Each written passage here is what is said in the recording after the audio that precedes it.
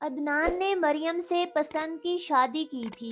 عدنان کے پاس کھیتوں کی وسیع زمینیں تھیں جہاں وہ ہل چلاتا، گیہوں بوتا اور اناج کا کاروبار کرتا۔ اللہ کے فضل سے اسے ہر مہینے اچھا خاصا منافع حاصل ہوتا۔ عدنان اکثر اپنی کمائی کا آدھا حصہ مریم کی خواہشات پر خرچ کرتا۔ کبھی اس کے لیے سونے کے کنگن لاتا تو کبھی نت نئے تحفے خرید کر دیتا۔ مریم ان سب چیزوں پر بے حد خوش تھی۔ شوہر کی محبت سے زیادہ اسے اس کی دولت اور تحفوں سے لگاؤ تھا۔ یوں ہی دن مہینوں میں اور مہینے سالوں میں بدلتے گئے۔ پھر اللہ نے اپنی رحمت سے مریم کی جھولی بھری اور اسے ایک بیٹی کی نعمت عطا کی۔ عدنان اپنی ننھی پری سے بے حد محبت کرتا، گھنٹوں اس کے پاس بیٹھ کر کھیلتا اور اس کی مسکراہٹ پر قربان جاتا۔ مگر ایک دن ایسا آیا جب ان کی زندگی کی خوشیوں کا رنگ بدلنے لگا۔ عدنان کی بیٹی اب 2 سال کی ہو چکی تھی۔ ایک دن عدنان اناج لے کر شہر گیا، مگر راستے میں ایک خوفناک حادثہ پیش آ گیا۔ لوگوں نے اسے زخمی حالت میں ہسپتال پہنچایا، مگر بدقسمتی سے اس کی ٹانگ بری طرح ٹوٹ چکی تھی۔ ڈاکٹرز نے کہا کہ اگر آپریشن کروایا جائے تو کروڑوں روپے درکار ہوں گے۔ عدنان کے پاس اتنے وسیلے نہ تھے۔ یوں وہ ہمیشہ کے لیے معذور ہو گیا اور ویل چیئر پر گھر لوٹ آیا۔ گھر پہنچتے ہی مریم کی آنکھوں سے آنسو بہنے لگے۔ وہ بار بار کہتی، یہ تمہیں کیا ہو گیا عدنان؟ عدنان دھیرے لہجے میں بولا، میری ساری محنت، ساری کمائی لٹ چکی ہے مریم۔ اناج بھی ضائع ہو گیا اور میں اپنی ٹانگ بھی کھو بیٹھا ہوں۔ مریم دکھ اور صدمے کے عالم میں خاموش رہ گئی۔ یہ منظر اس کے لیے ناقابل برداشت تھا، مگر قسمت کا لکھا کون بدل سکتا تھا۔ کچھ دن بعد عدنان کا قریبی دوست سمیر اس کی خیریت پوچھنے آیا۔ وہ اکثر ہی ان کے گھر آتا رہتا تھا۔ مریم نے چائے لا کر دونوں کے سامنے رکھی اور پھر کچن کی طرف بڑھ گئی، مگر اس کی نظریں بار بار صحن کی طرف اٹھ رہی تھی۔ عدنان اور سمیر اپنی باتوں میں مصروف تھے۔ تھوڑی دیر بعد ضمیر اجازت لے کر چلا گیا۔ چند منٹ گزرے تو مریم نے عدنان سے کہا، میں کنویں سے پانی لے کر آتی ہوں، تم بچی کا خیال رکھنا۔ وہ مٹکا لے کر گاؤں کے کنویں کی طرف چل دی، مگر پانی بھرنے کے بجائے سیدھی کھیتوں کی طرف بڑھ گئی جہاں سمیر پہلے ہی موجود تھا۔ سمیر نے مریم کو دیکھتے ہی مسکرا کر کہا کہ ایسی ہو مریم؟ مریم نے بے تابی سے جواب دیا، میں ٹھیک ہوں سمیر، تم سناؤ کیسے ہو؟ کچھ دیر وہ دونوں آہستہ آہستہ باتیں کرتے رہے۔ پھر سمیر جھک کر بولا، یہ سب کب ختم ہوگا مریم؟ تم عدنان سے اپنی جان کب چھڑاؤ گی؟ ہم کب ساتھ ہوں گے؟ مریم کے چہرے پر سختی اور بے صبری جھلکنے لگی۔ فکر نہ کرو سمیر، جلد ہی سب بدل جائے گا۔ پہلے تو عدنان ٹھیک تھا، مگر اب تو معذور ہو گیا ہے۔ ہر وقت اس کی خدمتیں مجھے ہی کرنی پڑتی ہیں۔ میرے لیے تو ابھی پوری زندگی باقی ہے۔ میں کوئی بوڑھی تھوڑی ہو گئی ہوں کہ اس معذور کے ساتھ ساری عمر گزار دوں۔ سمیر نے منحوس مسکراہٹ کے ساتھ سر ہلایا۔ کچھ ہی دیر بعد مریم نے پانی بھرا اور گھر لوٹ آئی۔ گھر پہنچتے ہی عدنان نے اسے آواز دی، مریم مجھے تھوڑا سا پانی دے دو۔ مریم نے تلخی سے کہا، کیا مسئلہ ہے تمہارے ساتھ عدنان؟ ہر وقت کچھ نہ کچھ چاہیے ہوتا ہے۔ اپنی ویل چیئر گھسیٹ کر خود بھی تو پانی لے سکتے ہو نا، مجھے بار بار تنگ مت کیا کرو۔ یہ کہہ کر وہ کمرے کی طرف چلی گئی۔ عدنان صحن میں اکیلا رہ گیا۔ اس کے چہرے پر گہرا دکھ اور بے بسی جھلک رہی تھی، مگر دل میں چپکے چپکے وہ سب برداشت کر رہا تھا۔ ایک روز سمیر پھر عدنان کے گھر آیا۔ اس کے ہاتھ میں کچھ کاغذات تھے۔ وہ عدنان کے پاس بیٹھا اور نرم لہجے میں بولا، بھائی میں تمہارا علاج اپنے پیسوں سے کروانا چاہتا ہوں، بس تم ان پیپرز پر سائن کر دو۔ یہ آپریشن کے کاغذات ہیں۔ عدنان پہلے ہی دکھ اور پریشانی میں ڈوبا ہوا تھا۔ اس نے کاغذات کو پڑھنے کی بھی زحمت نہ کی اور خاموشی سے دستخط کر دیے۔ کچن کے دروازے میں کھڑی مریم کے چہرے پر ایک بھرپور مسکراہٹ میں گویا یہ سب کچھ اس کے منصوبے کا حصہ تھا۔ کچھ دیر بعد سمیر وہاں سے چلا گیا۔ اگلے دن جب عدنان گھر کے صحن میں ذرا سی چہل قدمی کے لیے نکلا تو مریم نے فوراً سمیر کو فون کیا۔ اس کے لہجے میں عجیب سرشاری تھی، تم نے اپنا کام کر دیا ہے، اب میرا وعدہ پورا ہونے والا ہے، ہم یہ گھر چھوڑ دیں گے۔ دوسری طرف سے سمیر نے پوچھا، لیکن مریم کیا تم اپنی بیٹی کو بھی ساتھ لے کر جاؤ گی؟ مریم نے سرد لہجے میں کہا، نہیں، میں اس معذور انسان کی بیٹی کو اپنے ساتھ لے کر جاؤں گی؟ مجھے اپنی زندگی گزارنی ہے اور وہ بچی اپنے باپ کے ساتھ ہی رہے گی۔ یہ سن کر دونوں زور زور سے ہنسنے لگے۔ مریم کو اپنے حسن اور جوانی پر بے حساب غرور تھا۔ وہ سمجھتی تھی کہ وہ ایسی زندگی کے لیے پیدا ہی نہیں ہوئی جو عدنان جیسے معذور انسان کے ساتھ گزرے، مگر جو لوگ اللہ کی نعمتوں کی ناشکری کرتے ہیں ان پر اللہ کا قہر بھی نازل ہوتا ہے۔ وقت کے بہے گھومتے گئے اور انسان کو معلوم بھی نہیں ہوتا کہ کس طرف جا رہا ہے۔ یوں ہی کچھ دن گزر گئے، مریم کا رویہ عدنان کے ساتھ دن بدن مزید تلخ ہوتا جا رہا تھا۔ کبھی وہی مریم تھی جو عدنان کے تحفوں پر مسکراتی تھی، اور آج وہی عورت اس پر چیختی چلاتی تھی، میں تمہاری نوکرانی نہیں ہوں، خود کیا کرو جو کرنا ہے، ہر وقت معذور کی خدمت نہیں ہو سکتی۔ یہ الفاظ عدنان کے دل کو کاٹ کر رکھتے تھے، مگر وہ خاموشی سے برداشت کرتا اور سوچتا شاید حالات نے مریم کو ایسا بنا دیا ہے، لیکن عدنان کے دل میں کچھ اور ہی چل رہا تھا۔ گاؤں کے کنارے اس کی ایک زمین ایسی بھی تھی جس کا کسی کو علم نہ تھا۔ اس زمین سے اچھی خاصی آمدنی ہو رہی تھی اور انہی پیسوں کو وہ چھپ کے اپنے مستقبل کے لیے جوڑ رہا تھا۔ مریم کو اس حقیقت کا ذرا بھی اندازہ نہیں تھا۔ آخر وہ دن بھی آ گیا جس کا مریم اور سمیر کو شدت سے انتظار تھا۔ اس روز سمیر عدنان کے گھر آیا۔ عدنان حسب معمول ذہن میں بیٹھا ہوا تھا، مگر آج سمیر کے انداز ہی بدلے ہوئے تھے۔ اس کی آنکھوں میں غرور، چہرے پر عجیب سا تکبر اور لہجے میں عجیب سائٹمہ جھلک رہی تھی۔ اسی لمحے کمرے کا دروازہ کھلا اور مریم باہر آئی۔ وہ نئے کپڑوں میں سجی سنوری کھڑی تھی۔ اس کے ہاتھ میں ایک بھرا ہوا شاپر تھا جس میں گھر کے سارے پیسے اور زیورات تھے۔ وہ سیدھے سمیر کی طرف بڑھی اور اس کا ہاتھ تھام کر بولی، سمیر، اب ہم یہاں سے چلتے ہیں، شادی کریں گے اور اپنا گھر بسائیں گے۔ عدنان پر یہ منظر بجلی بن کر گرا۔ اس کی آنکھیں پھٹی کی پھٹی رہ گئی۔ وہ اپنی بیوی کو دیکھ رہا تھا جس کے ساتھ اس کی ننھی سی بیٹی اس وقت گود میں بیٹھی رو رہی تھی، مگر مریم کو نہ بیٹی کی پرواہ تھی نہ شوہر کے دکھ کی۔ عدنان نے کانپتی آواز میں کہا، یہ تم دونوں کیا کر رہے ہو؟ مریم اور سمیر ایک دوسرے کو دیکھ کر زور سے ہنسنے لگے۔ پھر سمیر بولا، ہم ایک دوسرے سے محبت کرتے ہیں، بہت جلد ہم شادی کرنے والے ہیں۔ مریم نے طنزیہ کہا لگایا اور کہا، میں کیوں تم جیسے معذور انسان کے ساتھ اپنی زندگی برباد کروں؟ میں جوان ہوں، خوبصورت ہوں، مجھے تو کوئی بھی مل سکتا ہے، اور دیکھ لو سمیر کو، اس کے پاس دولت ہے، عزت ہے، سب کچھ ہے، وہ مجھے تم سے کہیں زیادہ خوش رکھے گا۔ یہ الفاظ عدنان کے دل پر خنجر کی طرح لگے، مگر اس کا صبر ٹوٹا تب جب سمیر نے حقارت سے کہا، ویسے عدنان ایک بات اور سن لو، تمہاری زمینیں اب میرے نام ہو چکی ہیں، تم کنگال ہو گئے ہو، اپنی معذور ٹانگ کے ساتھ اب اپنی بیٹی کو سنبھالو۔ عدنان کی آنکھوں سے آنسو بہنے لگے۔ وہ اس سنگل عورت کو دیکھنے لگا اور بھری ہوئی آواز میں بولا، مریم ایسا مت کرو، اپنی بیٹی کا خیال کرو، یہ معصوم ماں کے بغیر کیسے پل پائے گی؟ ذرا سا وقت برا آ گیا تو تم نے ہمارا ساتھ چھوڑ دیا۔ مگر مریم نے ایک پل بھی نہ سوچا۔ وہ سمیر کا ہاتھ پکڑ کر گھر کی دہلیز پار کر گئی۔ پیچھے عدنان صحن میں گر پڑا اور پھوٹ پھوٹ کر رونے لگا۔ اس کی گود میں بیٹی، معصوم بیٹی، ماں کو جاتا دیکھ کر چیخ چیخ کر رو رہی تھی۔ عدنان نے اسے اپنے سینے سے بھینچ لیا۔ اس کی آنکھوں میں آنسوں کے ساتھ خون بھی اتر آیا تھا۔ عدنان نے دل ہی دل میں عہد کیا، میں اپنی بیٹی کی پرورش خود کروں گا، اور یہ عورت اس کا انجام زیادہ دور نہیں۔ مگر وہاں یہ راز اپنے دل میں ہی دفنائے رہا۔ گاؤں والوں کو اس بات کی خبر نہ ہونے دی کہ اس کی بیوی بھاگ گئی ہے۔ اسے اپنی عزت کا پاس تھا۔ سمیر اور مریم ٹرین میں سوار ہوئے۔ ٹرین اپنی منزل کی طرف روانہ ہو گئی۔ کچھ خبر نہیں تھی کہ ٹرین کہاں جا رہی ہے۔ مریم مطمئن تھی کہ اب وہ سمیر کے ساتھ ہے، بے حد خوش اور مطمئن رہے گی۔ وہ دونوں ٹرین سے اترے اور ایک نامعلوم شہر کی گلیوں میں گھس گئے۔ جب وہ ٹیکسی سے اتری تو سامنے ایک سنسان سا فلیٹ نما کمرہ تھا۔ سمیر نے نرم لہجے میں کہا، یہیں آرام کرو، میں جلد نکاح کا انتظام کرتا ہوں۔ مریم نے بے فکری سے بیگ رکھ دیا اور اندر بیٹھ گئی۔ چہرے پر ایک اطمینان بھری مسکراہٹ تھی، مگر وہ لمحہ محض فریب تھا۔ کمرے میں اچانک 3-4 آدمی داخل ہوئے۔ مریم چونک کر کھڑی ہوئی اور بولی، ہیلو، کون ہو؟ مگر ان لوگوں نے اسے بازو سے پکڑ لیا۔ اس نے چیختے ہوئے کہا، میرا بازو چھوڑو، مگر اسی گھڑی سمیر اندر آیا۔ مریم نے فوراً اس کی طرف بھاگی، مگر سمیر نے اٹھنے کے بجائے اس کے سینے پر دھکا دیا اور تلخ لہجے میں بولا، تم جیسی عورت کو میں اپنی بیوی بناؤں گا؟ میں تو عدنان سے بدلہ لینا چاہتا تھا، تم نے اسے دولت دے دی، اب تم سے کماؤں گا۔ نازلی بائی نے تمہارا سودا پہلے ہی کر لیا ہے۔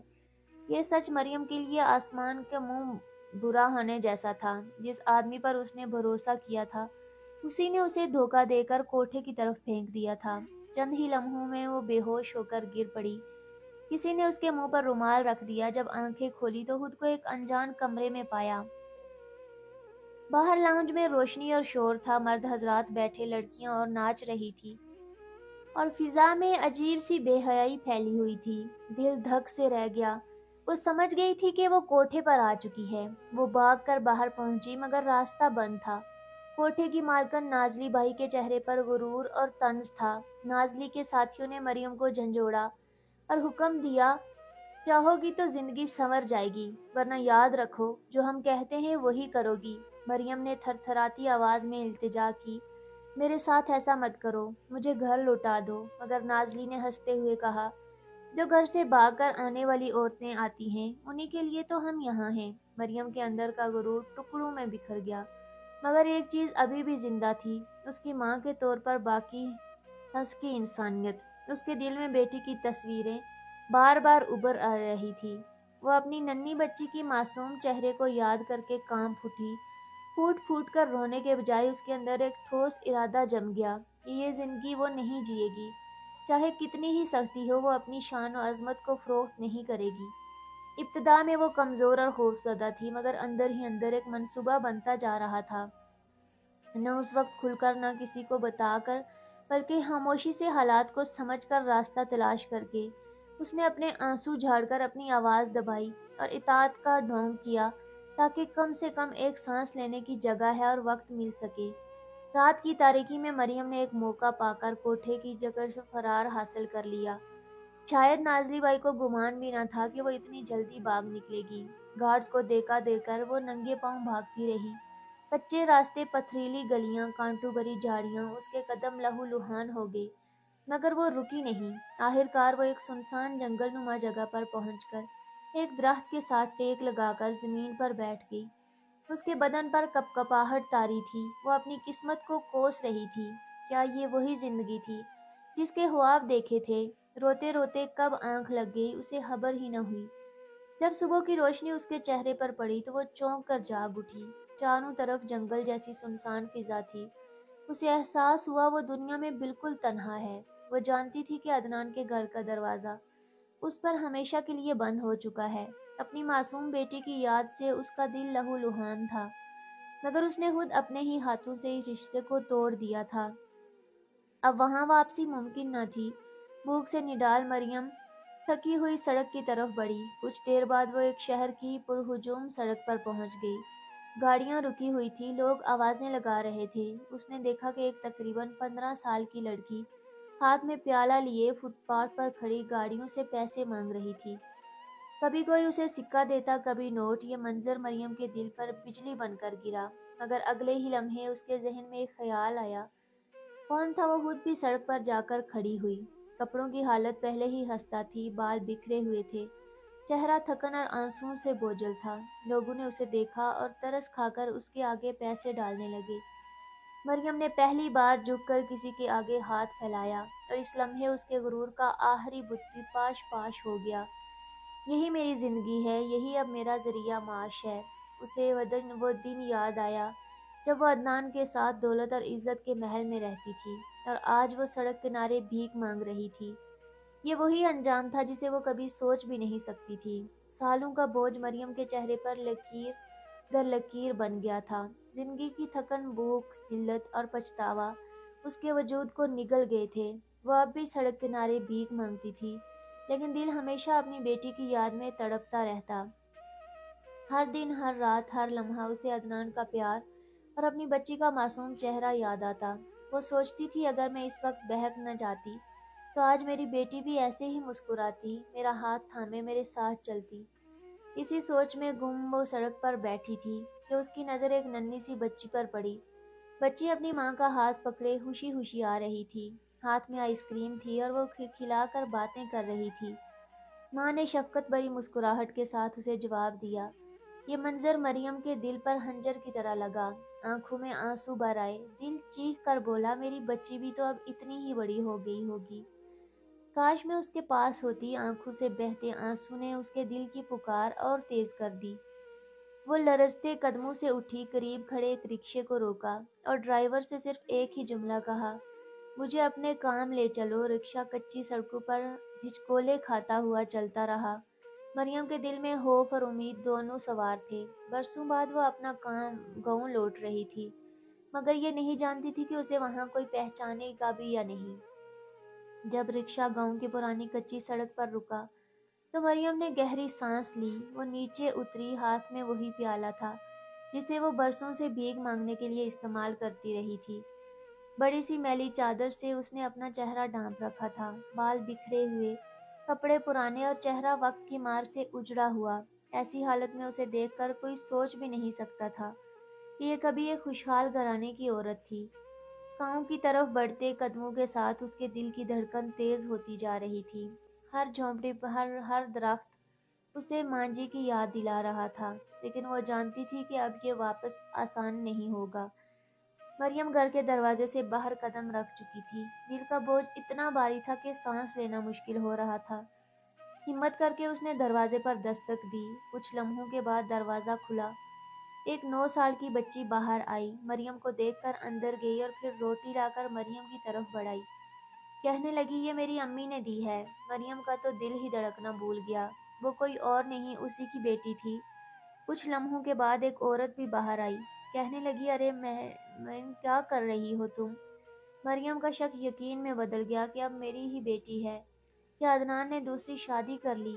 وہ اس عورت کو دیکھنے لگی، خوبصورت لباس میں مسکراتی ہوئی۔ مریم سے کہنے لگی، اگر آپ کو کچھ اور چاہیے تو میں دے دیتی ہوں۔ پھر وہ کچھ پیسے لائی اور مریم کے ہاتھ میں رکھ دیے کٹورے کے اندر، مگر مریم تو ہکا بکا ان دونوں کو دیکھ رہی تھی۔ بچی مسکراتی ہوئی اس عورت کا ہاتھ تھام کر اندر چلی گئی اور مریم وہیں دروازے میں کھڑی رہ گئی۔ آنکھوں سے آنسو بہنے لگے۔ کبھی قریب ایک کار آ کر رکی۔ اس نے دیکھا کہ اس میں سے عدنان نکلا تھا، مگر عدنان نے مریم کو بالکل بھی نہ پہچانا۔ وہ تو اس وقت کوئی بیکاری لگ رہی تھی، ٹوٹے بکھرے حلیے میں وہ بیکاری لگ رہی تھی۔ عدنان بالکل ٹھیک تھا، نہیں اس کی ٹانگ معذور تھی اور نہ ہی کچھ ہوا۔ وہ اپنے گھر کے اندر چلا گیا۔ یہ منظر مریم کی روح پر بجلی بن کر گرا۔ اس کی بیٹی جو برسوں سے اس کی دعاؤں میں، اس کے خوابوں میں تھی، آج اپنے باپ کے ساتھ ہنستی کھیلتی زندگی گزار رہی تھی، لیکن اپنی اصل ماں کو پہچان تک نہ سکی۔ مریم کے قدم لرز گئے۔ وہ درخت کے تنے سے ٹیک لگا کر کھڑی ہو گئی۔ آنکھوں سے آنسو رواں ہو گئے۔ دل چیخ رہا تھا، یہ سب میرا ہی کیا دھرا ہے۔ اگر میں عدنان کے ساتھ وفا کرتی تو آج یہی منظر میرے نصیب میں ہوتا۔ وہ دھیرے دھیرے کمزور قدموں سے وہاں سے پلٹی۔ اس کے دل میں ایک ہی خیال بار بار گونج رہا تھا، میری بچی ماں کی گود کے بغیر پل گئی، مگر شکر ہے عدنان نے اسے وہ سب کچھ دیا جو میں نہ دے سکی۔